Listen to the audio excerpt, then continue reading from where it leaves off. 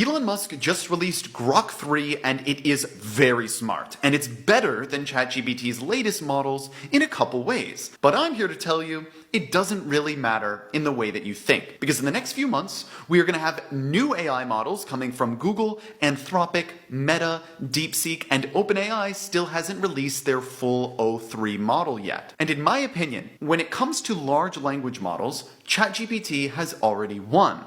When you think AI chat, you think ChatGPT. The term ChatGPT is as culturally dominant as Google. Just look at the popularity on Google Trends. They're dominating in the most important thing of all, mindshare. And companies like xAI, Google, and Anthropic are trying to take market share from OpenAI by releasing similar products and then comparing their AI models in standardized tests. These are called benchmarks. But the thing is, almost no one cares about benchmarks. OpenAI even made up their own benchmark last week. And this phenomenon is not only true in text models. The same thing is happening in AI video, AI images, and more.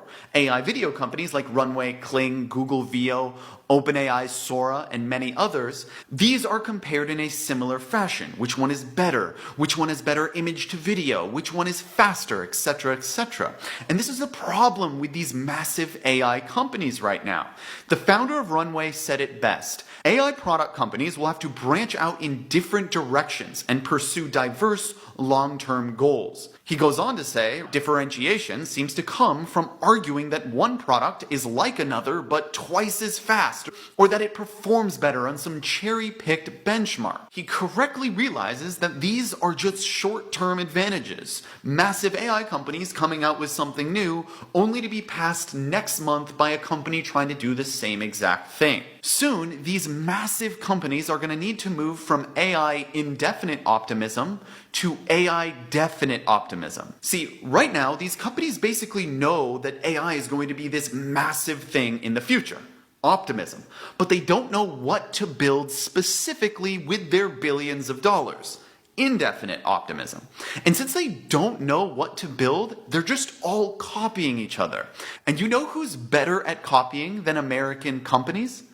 China. As we all saw a few weeks ago with DeepSeek. And one of the benefits of everyone copying each other is that these models are getting cheaper and cheaper to build with. So if you learn how to build with AI, and you have a specific great idea on how to use AI, or in other words, you have definite optimism, you can build the tools of the future with AI.